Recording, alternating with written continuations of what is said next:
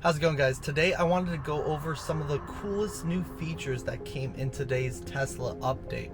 I know some of you guys have already received this update, but I kind of wanted to break down everything this update has and maybe teach you guys something you didn't know about the newest Tesla update. Let's take a look. All right, starting off, as soon as you get into your car, you're going to notice you're going to have a few blue dots kind of highlighting where the new features are listed in the vehicle.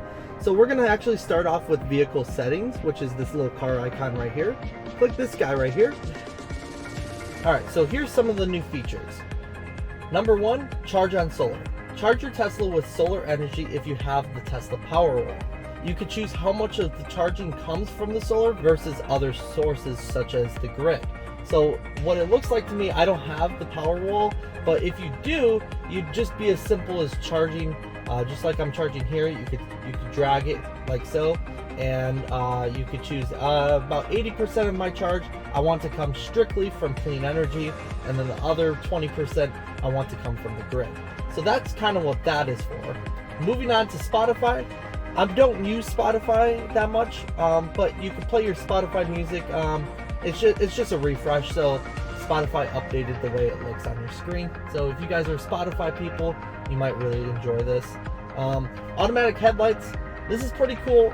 I don't know why this wasn't a feature before, but hey, now it is. That's the beauty of a Tesla, is automatic headlights turn on as soon as your windshield wipers are active. I had a pretty big storm that came through this morning and I had to drive to work in it, so I did see that my headlight beam little light was on as my windshield wipers were on as well. And I don't know if it's just me, but I have also seen my windshield wipers on auto working a lot better because they're using every camera besides just the front one right up here. Now this one, I wish this was part of Tesla's GPS system a long time ago, because I can't tell you how many times I'll drive to Chick-fil-A on a Sunday and they're actually closed. It drives me absolutely crazy. So from someone who came from a Honda Civic and used Google Maps, I used to have this feature on my Google Maps, so it's very awesome to see this come. Next, we got the new Vampire game. That's what was right over here. I'll go to the arcade, and here it is right here.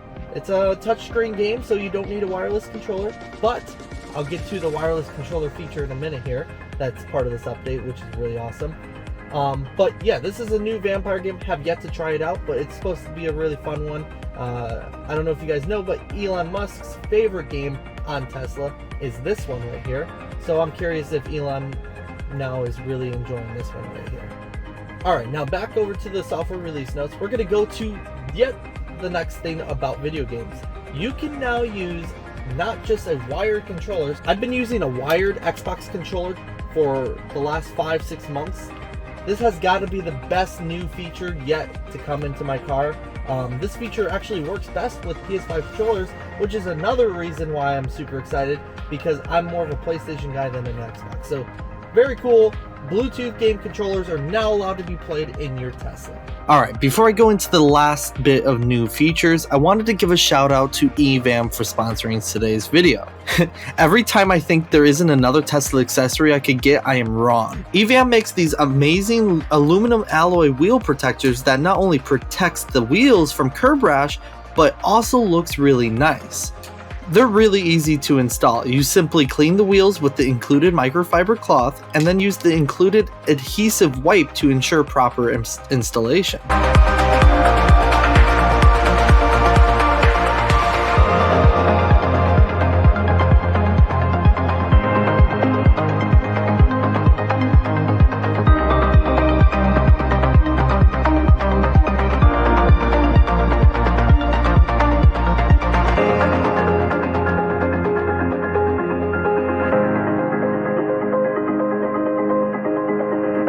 I went with the blue option as the color I chose for my Tesla is the midnight silver, and when the sun hits my car in the right way, it looks as if it has a bit of a blue hue to it. Not only that, I also called my car Moonberry, so I thought with it being kind of like a blueberry, it would look really nice. Use the code Sebastian Pociask, my name, at checkout for 10% off. That's code Sebastian Pociask for 10% off the whole order.